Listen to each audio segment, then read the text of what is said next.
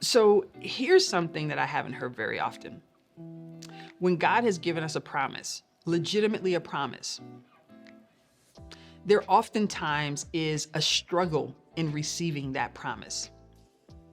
And I found that there are two different paths that we can take in that struggle. And I want to talk about that for a minute. The first way is seen in the life of Abraham. It's something that I'm going to call desperation for the promise of God. Now, I'm not talking about things that we reach for or aspire towards or hoping will come to pass. I mean, things that God has actually said that we verified are promises for him, a work that he wants to do in our lives and something he has obligated himself to perform in our lives. We can become desperate for the blessing of God. Now, in Abraham's case, desperation led him to take the matter of having a son into his own hands. Once God had told him, you'll have a son and I'll make you a great nation. And that process took 5 years, and then 10 years, and then 15 years, and then 20 years. Abraham took the matter into his own hands.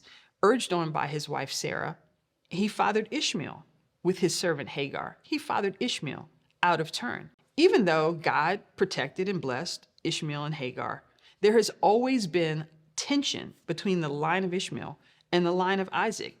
Point to any conflict in the Middle East over the last 4,000 years, and the root of it, more than likely, is Ishmael and Isaac. Desperation to receive the promise of God led Abraham to take the matter into his own hands. Receiving the promise can be a challenge.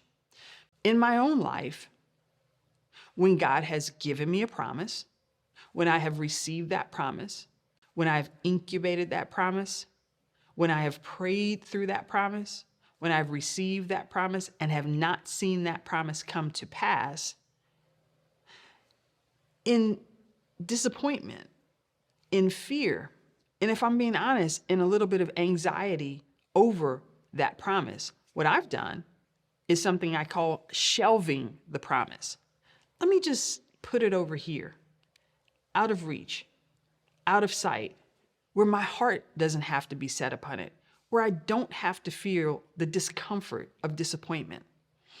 Now, in shelving the promise, the downside is that we don't continue to walk in the things that God is calling us to walk in that develop us to receive the promise when the time comes.